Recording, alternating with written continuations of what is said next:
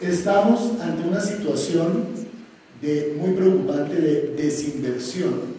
Estamos hablando que año tras año, del 2015 al 16 y 16 al 17, tasas de decrecimiento que pueden llegar hasta un 20% año tras año en ese periodo que menciono.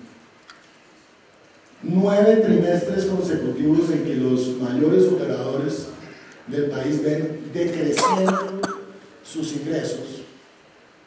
Y aquí lo que sí vemos es que incrementan los impuestos, la política pública TIC que nos dicen que van a ejecutar no necesariamente se cumple.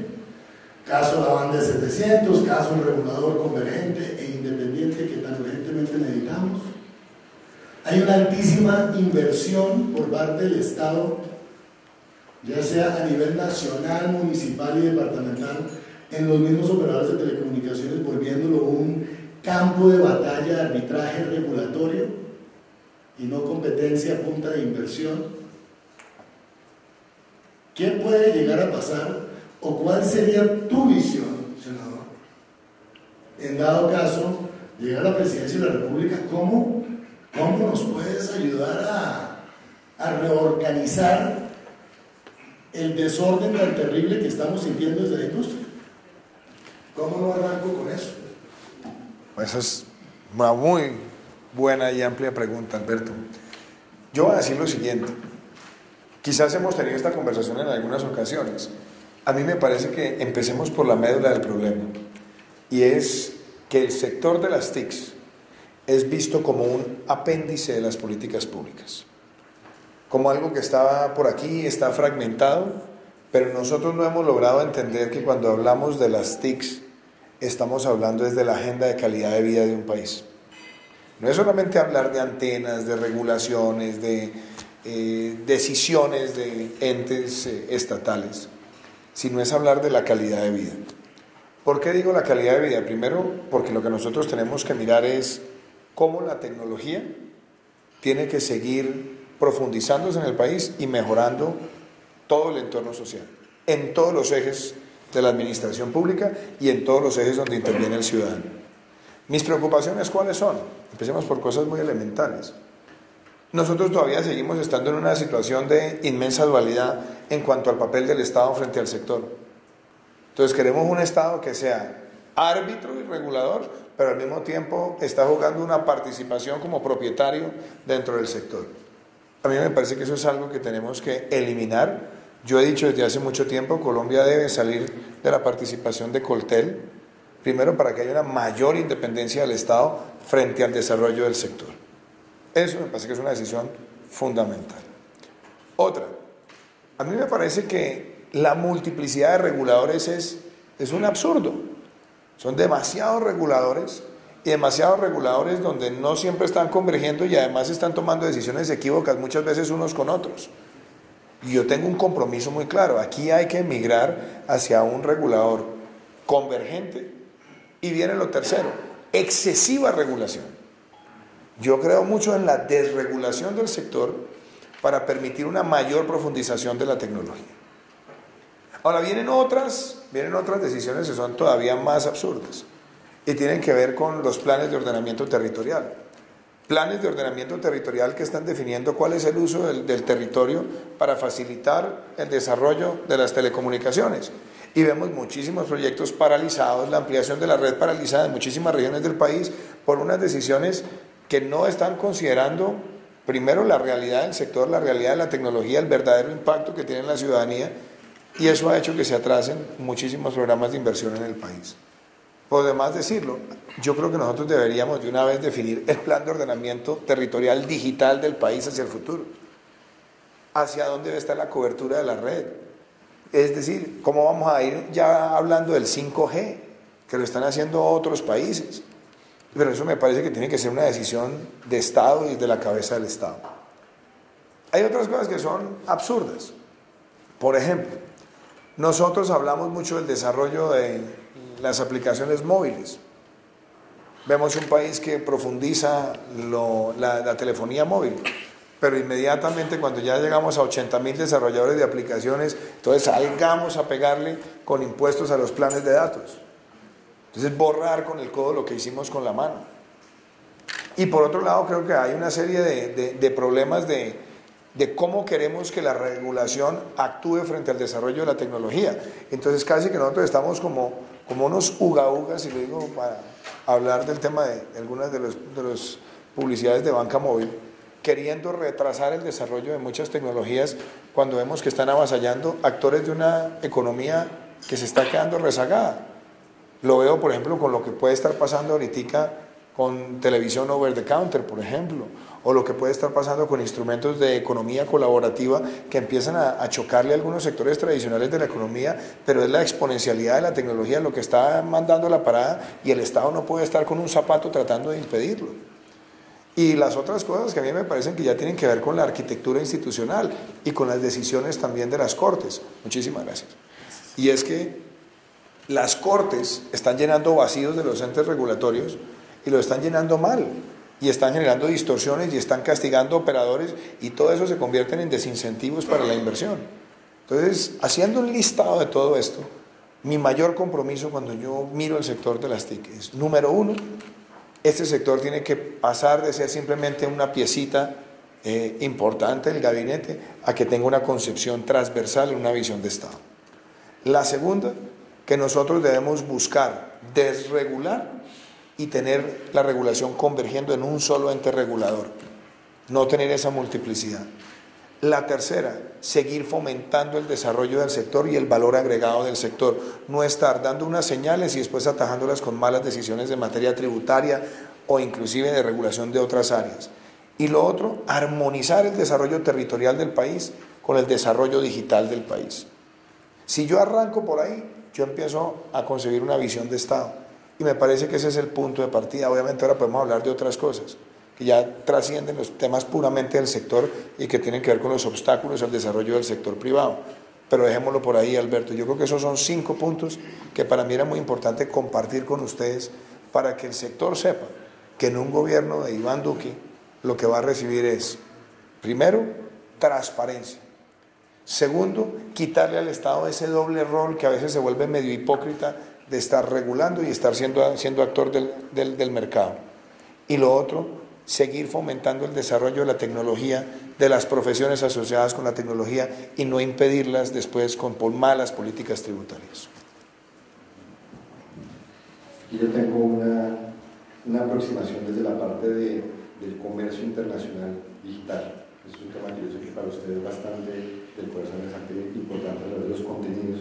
Pero en Colombia tenemos en este momento 10 cables submarinos, no sé si contamos el que va a San Andrés, pero el punto es, tenemos una ubicación geográfica, tenemos los cables, pero la capacidad no está encendida, y generalmente estos cables nos sirven para traer datos, para traer contenidos, pero no los estamos exportando. Tenemos un alto costo país, en la parte regulatoria tenemos un altísimo costo de electricidad, no es confiable el suministro de la electricidad, por ejemplo, para que en las zonas donde necesitamos que haya los data centers se nos pueda facilitar la inversión para estas infraestructuras.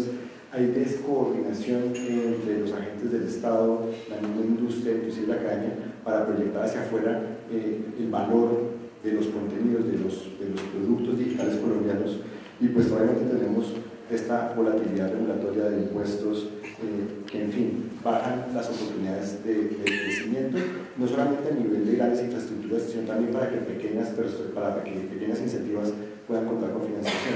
Cuéntenos cuál puede ser una aproximación suya para el desarrollo de estas posibilidades de ubicación geográfica, de infraestructuras que están instaladas, y posiblemente el talento que tenemos para exportar.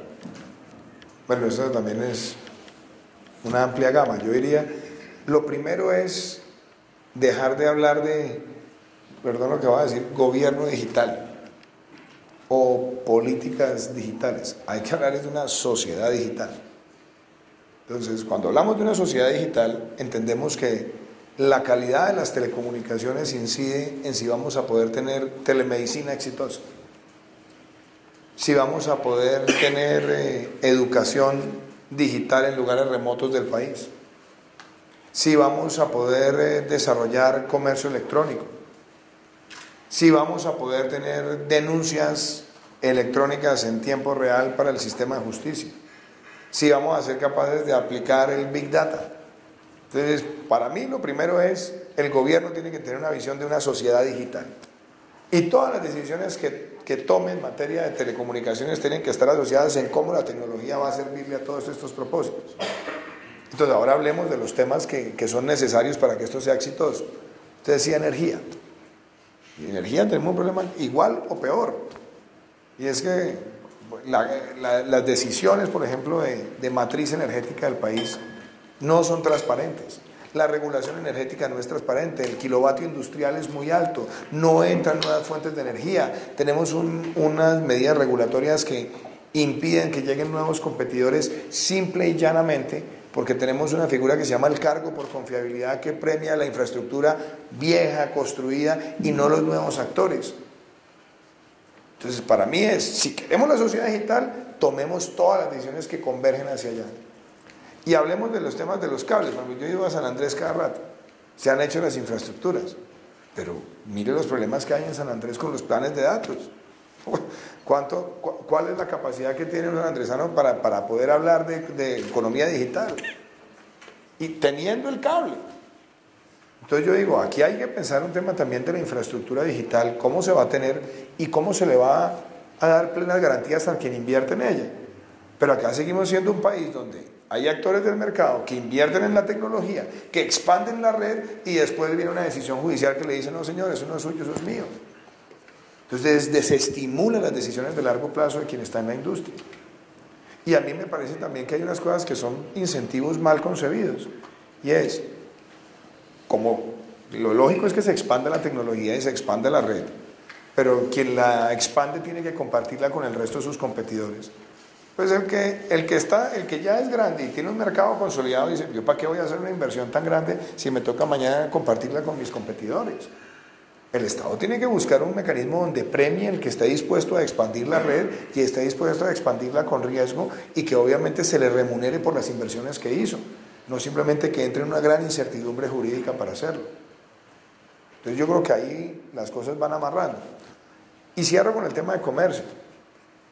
A mí me parece que seguimos teniendo unas regulaciones muy complejas. Por ejemplo, hablamos mucho de pequeños exportadores. Usted puede meter en cualquier tienda colombiana en Amazon, póngala. Y entonces le dicen, está muy bien, despácheme 50 pares de zapatos.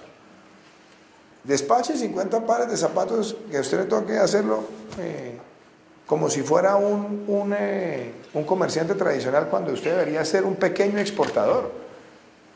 Y los trámites, las facilidades, los registros, eso es algo que tiene que ir en armonía con el desarrollo de la economía digital. Hoy no lo tenemos. Por eso en el plan de gobierno yo he insistido, saquemos las normas para los pequeños exportadores que pueden entrar en las grandes plataformas de comercio electrónico mundial, facilitándoles que manden el producto donde quiera se lo estén demandando. Y veo otra cosa que a mí me parece que tiene que ser parte de la decisión nuestra. ¿Hacia dónde va la conectividad móvil? Este es un país donde la conectividad móvil es cada vez más profunda. Pero por Dios, no le sigamos dando fuetazos tributarios cuando necesitamos es que por esa vía empecemos a tener más acceso a servicios, que después usted los va a recuperar por otro lado. Entonces yo creo que ahí, Felipe, ante la amplitud de la pregunta, son puntos muy concretos en los cuales yo quisiera sentar posición.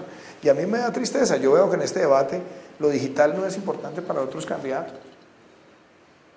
Ellos hablan de, sí, telecomunicaciones y todo, pero nuevamente pensando que es un tema de antenas, cuando lo que estamos hablando es la calidad de vida de los colombianos para las próximas décadas. Una pequeña de seguimiento, porque obviamente tener toda la infraestructura, tener todas las condiciones tributarias y legales para que la gente cree empresas, pero también hay que mover los datos con contenidos digitales, por ejemplo, con diseños web, con animación digital, y esto también tiene relación con una dependencia fuerte con la educación. ¿Cuál sería la correlación ahí o cómo podría, digamos, aproximarse a este tema de las necesidades de educación digital, por ejemplo, pero también de la oportunidad de exportar contenidos un patrimonio nacional? Empecemos con las cosas francas. Los niños en Colombia no reciben educación digital. Reciben tabletas, eso es otra cosa, pero educación digital no. Entonces, si usted quiere entrar a la médula del problema, entonces empecemos por reconocer. Hoy en Colombia nosotros no tenemos educación preescolar. Y la educación preescolar en el mundo cada vez va a ser la primera puerta de entrada a la digitalización.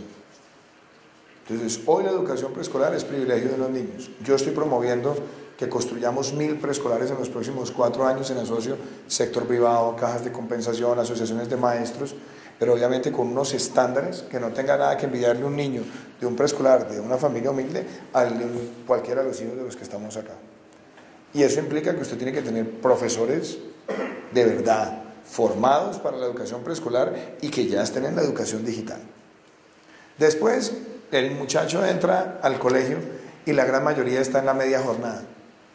Entonces va 5 horas y si le va muy bien, por allá el ministro va y regala 200 tabletas y le enseñan a aprender las tabletas y a dibujar alguna cosa con las tabletas, pero el profesor no es un profesor digital. El éxito del Plan Ceibal en Uruguay, ¿cuál fue? Que primero le invirtieron al profesor y después sí vino la tableta. O sea, primero viene el software y después viene el hardware. Entonces, invirtamos en que el profesor esté totalmente digitalizado.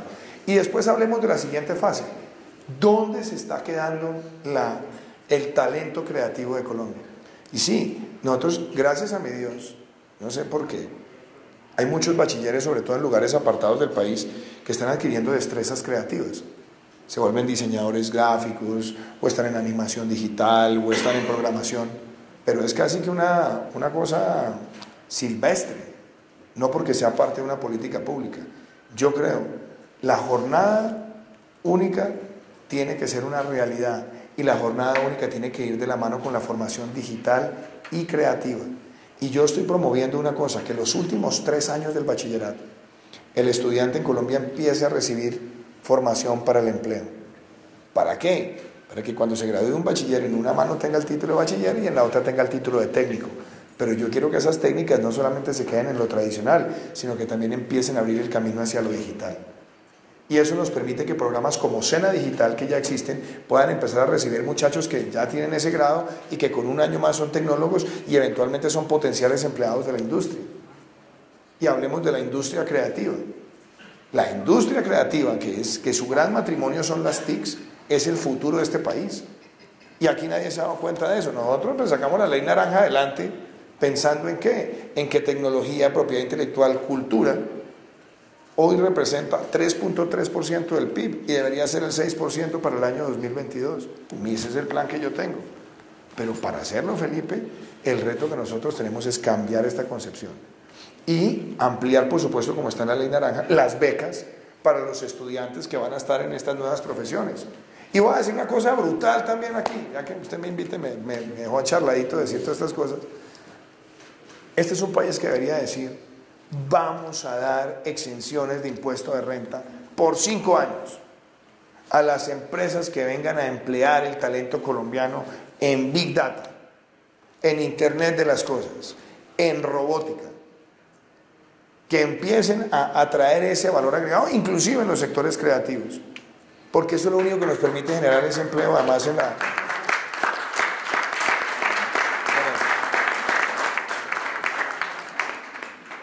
Menos mal, yo pensé que el auditorio era muy frío, entonces pero esa es la esencia, que el país tome esas apuestas en serio, en serio, en serio, y que no nos vaya a pasar lo que nos ha pasado en otras cosas. Por ejemplo, aquí lanzaron las zonas francas, y al cabo de 5 años, táquele, le subieron el impuesto, ¿no? Lo mismo que ha pasado también con el desarrollo de las aplicaciones móviles. O lo mismo que desafortunadamente nos ha pasado con las exenciones tributarias para el sector de la hotelería, que era por 30 años y después al rato ya la subimos al 9%. Digo, mucha certidumbre en materia tributaria, pero traigamos esa inversión y formemos el capital colombiano para eso. Muy bien, pues mal haríamos monopolizar este conversatorio, Felipe. Yo desde acá del escenario, yo quisiera abrir para preguntas, comentarios que pueden tener aquí miembros de la asamblea. ¿Quién? Por allá, el micrófono allá, Angie. Nombre y empresa que representa, por favor. Buenas tardes, Jonathan Gómez de TIVIT Colombia. Bueno, quisiéramos saber dentro de su propuesta qué medidas inmediatas tiene para incentivar el sector de la tecnología. Pues en muchas ocasiones hemos escuchado a otros candidatos que le apuestan mucho a la infraestructura, pero principalmente, ¿cuál es el proyecto inmediato para incentivar este sector? Primero esa, y segunda, ¿qué papel jugaría Colombia Compra Eficiente dentro de su gobierno?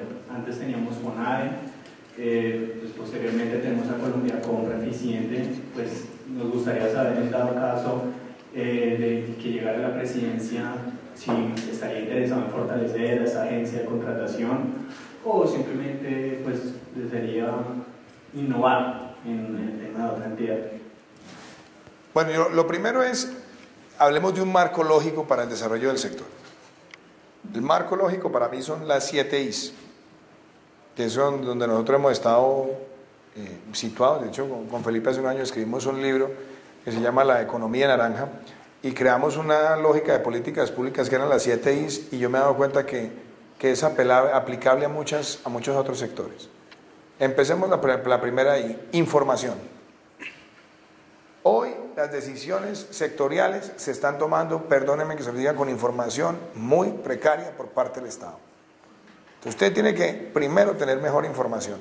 Inclusive, así como nosotros hemos promovido la cuenta satélite de economía creativa, acá se necesita una cuenta satélite de economía digital, porque es la base de entender cuántos empleos se generan, dónde se exporta, a quién se exporta, qué calidad de empleo hay y demás. Eso me parece que es fundamental. Yo podría decirle, voy a hacer cualquier cantidad de cosas para incentivar, pero con mala información es imposible.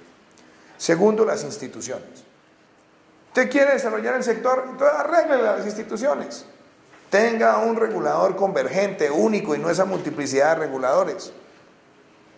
De certidumbre jurídica, estabilidad en las normas, no esté produciendo regulaciones a medianoche para atajar cualquier problema circunstancial que algún actor de mercado le hizo la presión a usted. Tercero, la infraestructura. ¿Cuál es el plan de infraestructura digital que debe tener el país a 5, a 10, a 15 y a 20 años? Para no estar cada 8 días viendo si hay un cable o no hay un cable, si se hace una antena o no se hace una antena, si hay un poto o no hay un poto. Integre el plan de infraestructura digital de una manera conceptual, de una manera estratégica con los planes de ordenamiento territorial. Después entremos al fenómeno de la industria. ¿La industria qué necesita? Tranquilidad, incentivos, que además usted tenga la capacidad de remunerarle, de premiar a la industria la capacidad de generar empleo de calidad en estos sectores. Y claro, usted me dirá, y hablemos un poco de Colombia Eficiente dentro del plano de la industria. A mí me parece muy bien Colombia Compra Eficiente, pero a mí lo que me parece mal es que nosotros no tengamos un sentido de gobierno integrado digitalmente. Entonces usted tiene cualquier multiplicidad de agencias públicas y cada uno con una base de datos relacional distinta. Cada uno con un sistema distinto para poder prestarle servicios al ciudadano, cada una con un Chief Technology Officer distinto, con muy poca capacidad de convergencia. Entonces, claro, Colombia Compra Eficiente es muy bueno, pero ojalá Colombia Compra Eficiente tuviera por lo menos la coherencia de utilizar transversalmente los mismos sistemas, la misma base de datos. Ahora, el tema de la integración es importante. El país no se ha integrado digitalmente. Y yo oigo en todos lados, mire, a mí a veces me da tristeza. Yo viajo tanto a las regiones y llego a unos pueblos y veo ese afiche tan bonito de, ¿cómo es que dice el programa este? De los puntos de Vive Digital, y lindo, el moradito y la cosa, pero entonces veo el parque y no veo a nadie conectado. O sea, veo el punto, ¿no? Pero no veo a nadie conectado. Y alguien conectado debería ser la posibilidad de que alguien se valga de tener el punto, el acceso para desarrollar algo, un negocio, un programa de formación, descargar, si usted quiere, películas para darle acceso a la cultura a los niños, algo. Pero seguimos concentrados en la estética y no en el resto. Y hablemos por un segundo de la inclusión. Para mí lo digital es la inclusión de un país. Para mí lo digital es que un niño en la Hormiga Putumayo pueda acceder a los mismos contenidos que Felipe Buitrago en la 94. Pero nosotros no tenemos ni siquiera una idea de la conectividad como fenómeno de inclusión. Y eso es lo que nos tiene que ayudar a cerrar las brechas y permitir que se abran nuevos negocios, porque de eso depende el futuro de la industria. Y lo otro es la inspiración, que es la última ahí.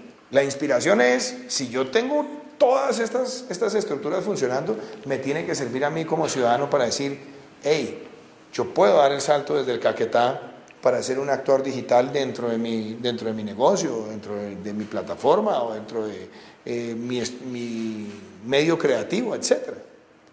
Entonces yo diría esas cosas ahí. Y de pronto va a decir una cosa también disruptiva. Aquí no hay dolientes sobre la política digital de la sociedad colombiana. Hay un ministerio, las TIC, que es muy bueno en las presentaciones de PowerPoint, es muy bueno fomentando unos programas siempre muy bonitos, como dirían las abuelitas, muy cucos, de pequeño impacto. Pero aquí tenemos que pensar en grande. Y mi pregunta es, ¿cuántas veces se está reuniendo el sector de las TIC con la salud, por ejemplo? ¿Qué se necesita para que, si yo tengo la conectividad, el que va a hacer la telemedicina tenga la maquinaria que necesita para poder hacer una lectura de algún diagnóstico? A mí me han pasado cosas dramáticas en el sur del Cesar. Unos pelados en educación digital y me dicen, doctor, a mí me toca ir a ver cómo me cuelgo la antena del batallón para poder bajar un curso básico. Porque además con el plan de datos se le extingue a los pocos minutos. Entonces, mi mensaje es, la articulación de esas 7 iniciativas es lo que yo quiero para el desarrollo de la industria. Y una industria necesita tener certeza. Y le voy a decir una cosa también brusca. Muchas empresas, y aquí voy a salirme del plano puramente digital, a hablarle de lo tributario. Usted trae una empresa que viene a hacer una inversión en el sector de TIC. Mientras hace la inversión de capital y empieza a recibir la tasa de retorno, tiene que empezar a pagar renta presuntiva sobre el capital instalado sin haber generado un peso. Eso es brutal. O la otra, usted tiene empresas que están en el sector de tecnología, colombianas, nacientes, con una fuerza, con un vigor, que usted les empieza a decir, oiga, las está matando el anticipo del impuesto de renta, una renta que no han generado, afectándoles el flujo de caja. Y la más dramática, si usted hace inversiones de capital, de bienes de capital que no producimos en Colombia, usted no puede descontar el 100% del IVA. Y son decisiones tributarias. Y a eso agréguele que usted tiene una tarifa de renta corporativa que está por encima del promedio de la OCDE. Por eso a mí me encanta la pelea, a mí me encanta cuando me dicen, es que eso no se puede, Duque tan populista. Ok, entonces bajar los impuestos es populista. Es populista si no tuviéramos cómo proponerle al país hacerlo. Reduzca el gasto innecesario del Estado, elimínelo. Haga un plan de ahorro estructural en el Estado, haga más con menos, aplique tecnología, luche contra la evasión, y ahí sí el sector de las TIC también puede ayudar para la facturación electrónica en el país y adicional para la lectura algorítmica utilizando sistemas como el blockchain y el Big Data, que ya lo usa la SUNAT en el Perú. Son las cosas que yo le estoy proponiendo al país. Pero es la única forma que acá puede haber un entorno coherente.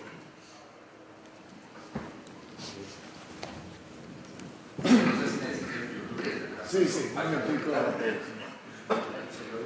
Bueno, si vas Ceballos, presidente de SAP. Iván, ¿cuántas eran las 7? 7. No vi ninguna inversión. Yo creo que es fundamental. Sí, debe estar por ahí. Está en infraestructura, está en industria, pero es buen punto. Porque hay una preocupación grande en el sector y es, entendemos claramente que tenemos que mejorar la conectividad. Pero ese ha sido el foco de esta industria durante los últimos 10 años. Y tú revisas en dónde hemos progresado, lo hemos hecho ahí. Móvil, fijo, ahí han sido las grandes inversiones. Qué bueno saber que lo que tienen pensado es que el gobierno invierta más o deje mejor a las empresas privadas hacer un trabajo en todas las compañías de telecomunicaciones. Eso para nosotros nos alegra mucho. Pero esto tiene mucho más allá. Cuando uno va a ver el funcionamiento de una empresa pública, el software, las aplicaciones que tienen desde hace 20, 30 años. Y lo peor es que los planes que tienen son pobrecitos, son pocos. Entonces vamos a ver la DIAN tratando de hacer un proceso de modernización, haciendo los desarrollos en casa. Va uno a ver un Ministerio de Defensa que no hace nada en la nube, porque definitivamente eso va contra todas las políticas de seguridad, cuando todos sabemos que por el contrario puede ayudar a una modernización, como bien lo decías, rápida del Estado. La inversión del gobierno colombiano en informática, en tecnología, en los últimos 20 años, en promedio, ha sido varios puntos más bajos que los demás gobiernos en América Latina. ¿Qué se viene entonces de inversión en el sector público colombiano? Porque necesitamos mover esa gran industria. ¿Y cómo apoyar la inversión, la renovación de la infraestructura productiva industrial del Estado? La cuarta revolución industrial. ¿Cómo hacemos para que esos industriales que conocimos de antaño, hoy día, que tienen que ir a plataformas digitales, lo hagan y lo hagan rápidamente?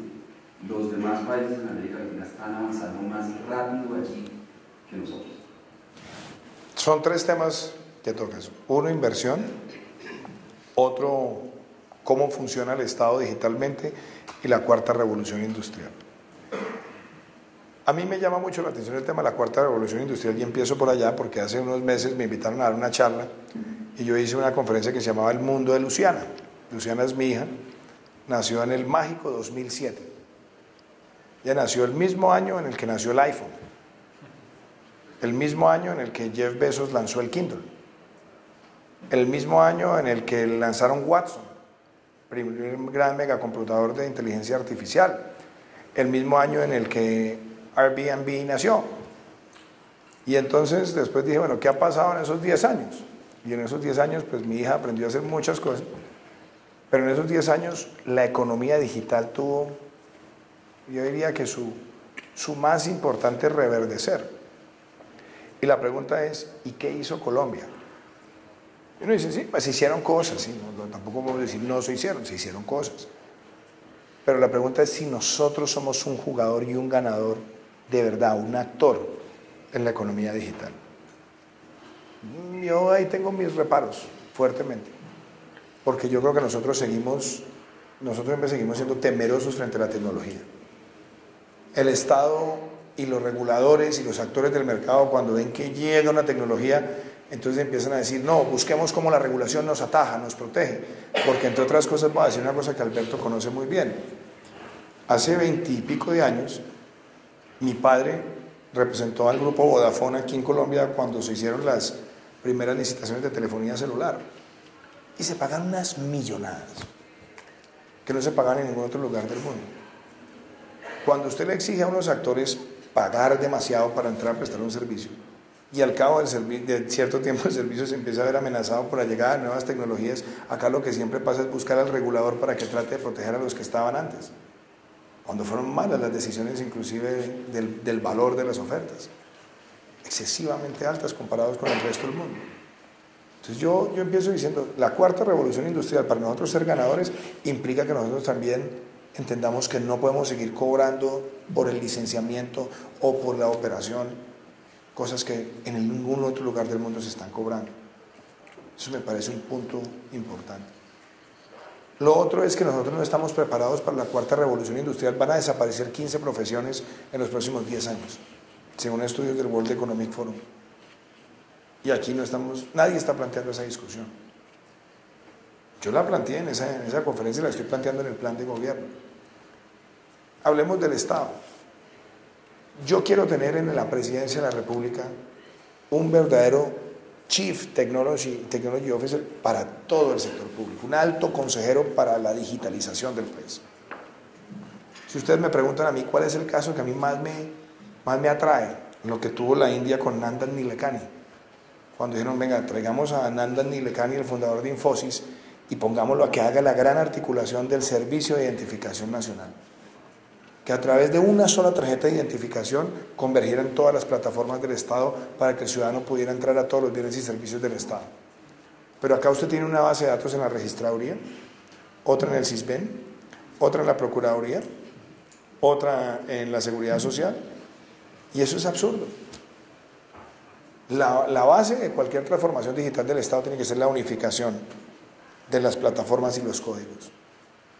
Y obviamente yo voy a decir una cosa que a mí también me gusta: nosotros no estamos reclutando el mejor talento para trabajar en la digitalización del Estado.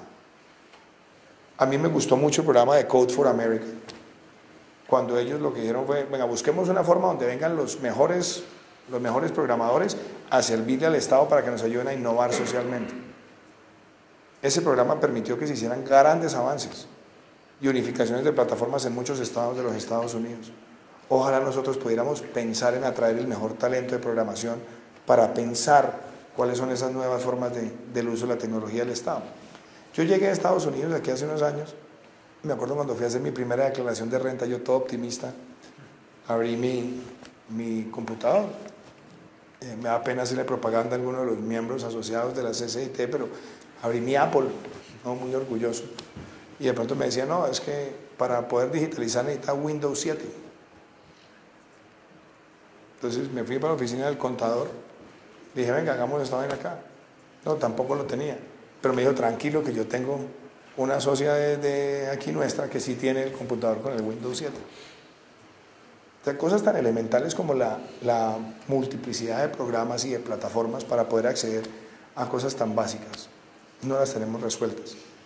Mi plan es definir cuál es la inversión que se necesita para tener un Estado digital, pero no por la goma, porque es que esa es la otra cosa que pasa acá. Dicen: ay, no, qué chévere lo que está haciendo Finlandia, venga, hagamos lo mismo. No, es que aquí tiene que ser Estado digital para disminuir los costos del Estado, para que el Estado sea más eficiente. En la medida que usted profundiza tecnología, le empiezan a sobrar burocracias y se empieza a dar cuenta de la duplicidad de gastos.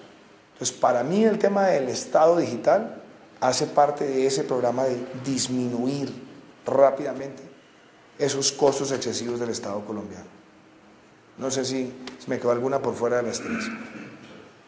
Vamos con... Mi nombre es Camilo Bernal, yo soy el presidente de DigitalWare, una empresa colombiana que lleva 25 años en el mercado desarrollando soluciones colombianas para la región, para Colombia y para Latinoamérica. Mi pregunta concreta es: yo sé que lo de la economía naranja incentiva muchísimo toda la parte del conocimiento y la creatividad, pero a nivel de propiedad intelectual, todos los países han aprovechado esa propiedad intelectual para generar ingresos y, hablando de la balanza comercial, exportar más e importar menos. ¿Qué has pensado para el tema de que Colombia sea un país donde genere propiedad intelectual a través de software o lo que sea, y que genere ingresos al país por encima de los recursos naturales? Que Colombia sea así como la India, como Irlanda, que genere mucha propiedad intelectual y que patente esa propiedad intelectual para que no solamente el gobierno nacional, sino los países de la región y ojalá muchos países le generen ingresos a Colombia y Colombia crezca, pueda generar salud, generar educación para sus nacionales, y no lo que hacemos, que es al contrario, importar más tecnología y propiedad intelectual y pagar para que esos países de afuera sean los que crezcan. A mí me encanta esa pregunta porque me lleva a decir muchas cosas muy crudas, pero aquí no hay una política de propiedad intelectual. ¿Dónde está alojado la política pública de propiedad intelectual? En el Ministerio del Interior. Es en el Ministerio del Interior donde está la política de propiedad intelectual del país. ¿Con qué presupuesto y con qué importancia? Óigame esto, Alberto: los padres fundadores de Estados Unidos, en 1789, cuando lanzan su constitución, ya estaban hablando del copyright. Nosotros hoy tenemos además multiplicidad de entidades manejando propiedad intelectual: Ministerio del Interior, Fiscalía, Cámaras de Comercio, Superintendencia de Industria y Comercio, algunas cositas en Mintic, otras cositas en Colciencias, pero no hay un doliente. ¿Quién es el responsable de la política pública de propiedad intelectual? No hay. Y usted va al Congreso de la República y dice: ¿y dónde están los temas de propiedad intelectual? En las comisiones primeras, que son las de asuntos políticos. Entonces, no, primero, no, yo siento eso totalmente desarticulado. Ahora, ¿qué veo yo? Hablemos de las facultades creativas. Yo me la paso dando conferencias, o me la pasaba de economía naranja en muchas universidades, y llegaba a las facultades de Bellas Artes. ¿Tienen la materia de propiedad intelectual? No. ¿Van a las facultades de arquitectura? ¿Otra de industria creativa? ¿Tienen clases de propiedad intelectual? No. En las de música, no. En las de diseño, en cambio, tampoco. Entonces, donde se genera la propiedad intelectual, no la estamos enseñando tampoco. Mi mensaje es, este país, por ejemplo, tiene que rápidamente tener una cabeza visible. Y esa cabeza visible lo que tiene que garantizar es marcas, patentes, registros, propiedad, defensa, transacción de la propiedad intelectual. Mire, por ejemplo, este país tiene unas normas bellísimas para la piratería de software. Vaya a ver quién las aplica. Vaya a ver quién tiene realmente la dolencia policial de enfrentar ese delito y entender cuánto se pierde en el país, o la piratería de cualquier otra propiedad intelectual. Entonces, yo aspiro a ser el presidente de esa modernidad en Colombia. Aspiro a ser el presidente que ponga el tema de la propiedad intelectual en la agenda nacional y que permita que Colombia tenga mejores registros de marcas, de patentes, de inventos, que además sea un terreno fértil. Hay muchos creadores en Colombia que no se atreven a registrar en Colombia porque dicen, a pesar de que yo registro, no hay quien me defienda, prefiero ir a registrar a Estados Unidos, donde hay normas penales por violación de la propiedad intelectual que efectivamente se cumplen. Entonces, si queremos desarrollar el software, tiene que haber política de propiedad intelectual. Si queremos desarrollar la industria de la música, tiene que haber una política de propiedad intelectual. La de las bellas artes, la que quiera. Y ese es uno de mis compromisos con este país, por eso lo incluí en el plan de gobierno.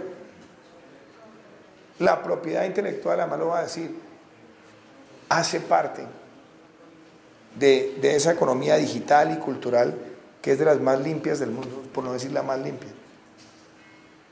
Y nadie nunca plantea eso. Este sector, ¿ustedes se han puesto a pensar cuánto genera de emisiones de CO2?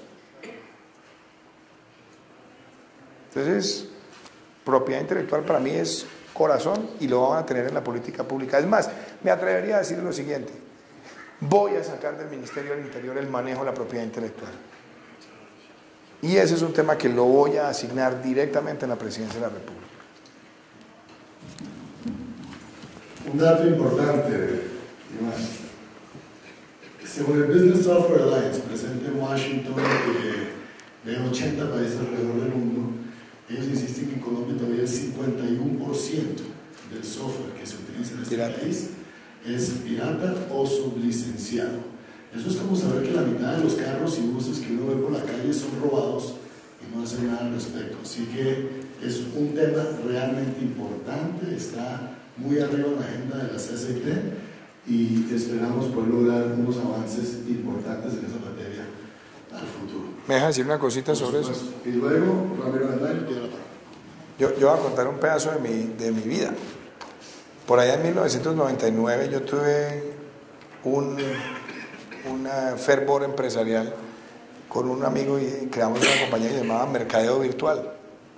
Entonces empezamos a hacer páginas web y demás.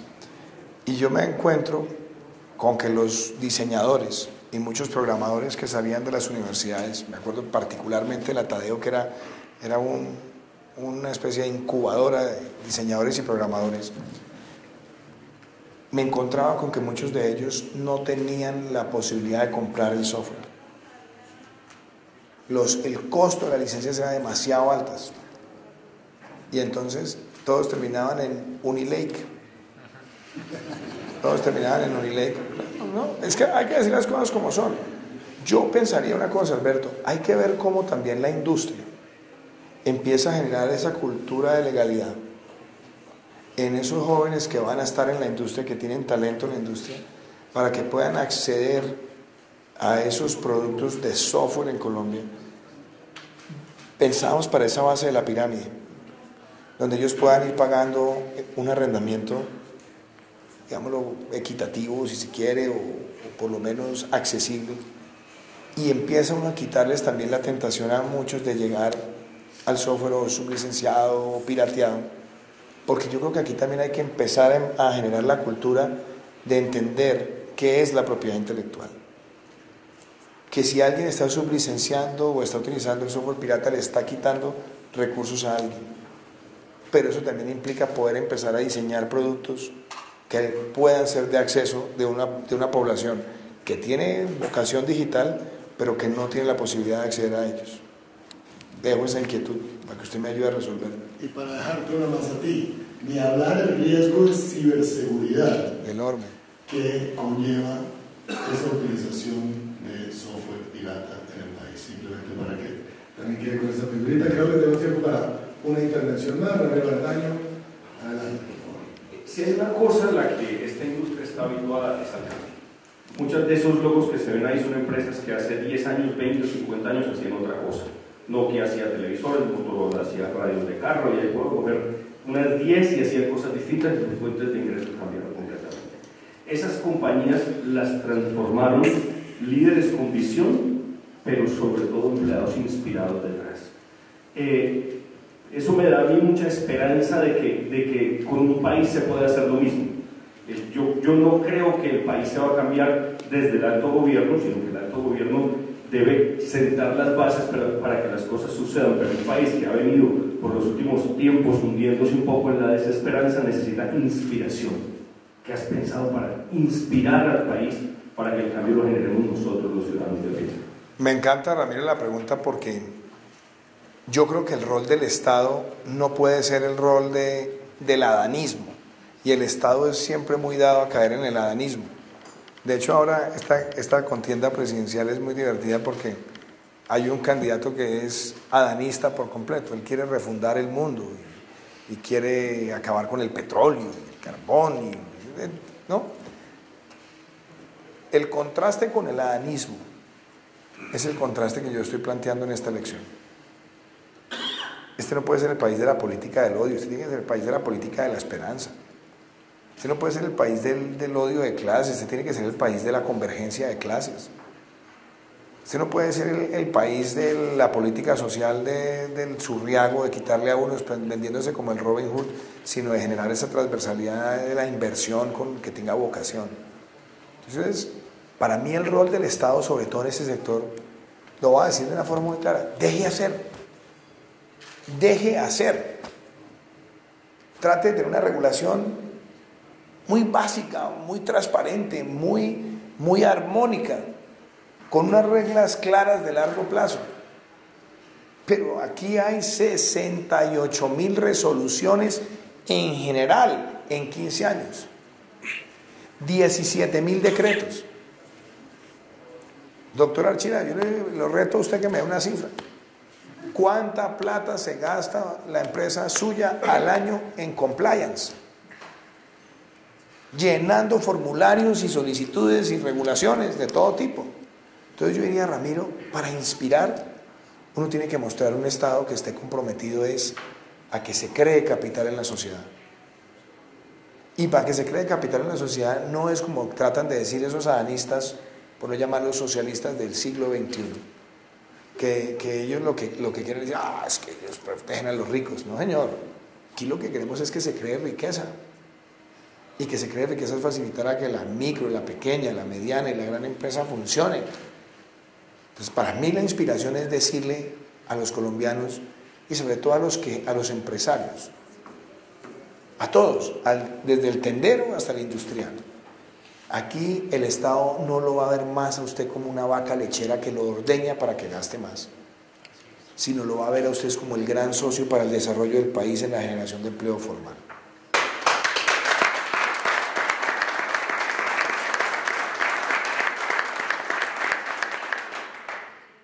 ¿Ya se inspiraron ustedes? Y cierro con esto, en la inspiración. A mí me encantará ver un país donde nosotros desde edad temprana empecemos a generar la cultura del emprendimiento. Por eso yo lo he puesto los 3 temas centrales de mi visión de país son legalidad, cumpla la ley, software pirata, no más. software sublicenciado no más, contrabando no más, tráfico de especies no más, cumplamos la ley. Y lo otro, emprendimiento. Un emprendedor es una especie escasa en la sociedad. No la matemos, dejémosla que florezca. Y yo espero que desde edad temprana en los colegios nosotros entendamos que hay que dar formación financiera, dar formación de trabajo en equipo, permitir que haya incubadoras. Esa formación técnica también es pensada en un país donde el técnico es un emprendedor también, y el tecnólogo y el profesional. Entonces yo creo que ahí, Ramiro, está mi visión de una manera muy sucinta.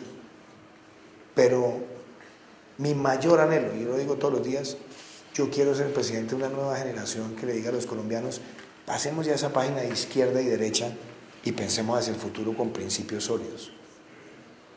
Eso obligaría como si fuese de ahí un Ministerio de Educación mucho más incluyente, para que eduque más y en más momentos. Es que, por eso digo, nosotros sufrimos del síndrome del comunero en Colombia. Yo siempre digo, el síndrome del comunero es la historia trágica de los comuneros en Colombia, donde a José Antonio Galán lo mataron los españoles después, y entonces un brazo en Charalá, el otro en El Socorro, y así lo fueron descuartizando. Nosotros tenemos políticas públicas descuartizadas. Mi pregunta es, ¿cuánto se debe hablar el Ministerio de Educación con el de las TIC? ¿Cuánto se tiene que hablar el Ministerio de Salud con el de las TIC? ¿Cuánto se tiene que hablar el Ministerio de Comercio con el de las TIC? Hoy no tenemos esa articulación, y el Ministerio de Educación tiene que ser el más importante para la cuarta revolución industrial. Y para que sea el más importante necesita maestros para la cuarta revolución industrial, porque usted de pronto puede tener los niños de la cuarta revolución industrial, pues no tiene los maestros de la cuarta revolución industrial, y hay que pensar dónde los vamos a formar, dónde los vamos a reclutar, cómo los vamos a incentivar. Entonces cabe perfectamente la pregunta. Mi mayor obsesión hoy, de largo plazo, es que Colombia, por estar en medio de una serie de problemas, deje de construir los grandes consensos del futuro.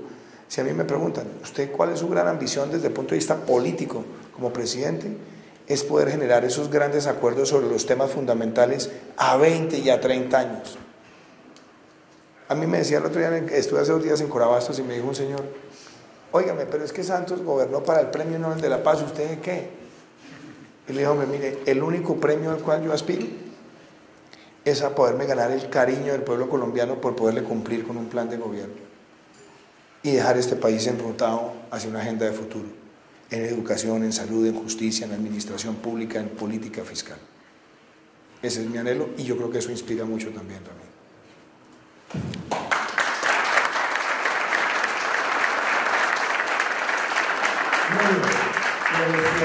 Desafortunadamente no nos podemos alargar más con esta sesión, ya que Iván tiene obligaciones varias y creo que tiene viaje. Voy para Medellín ahora, misma noche a hablar de banano. A Medellín. Independientemente, gracias, mil gracias, Iván, nuevamente por acompañarnos este año aquí en la Asamblea Ordinaria de la CCT.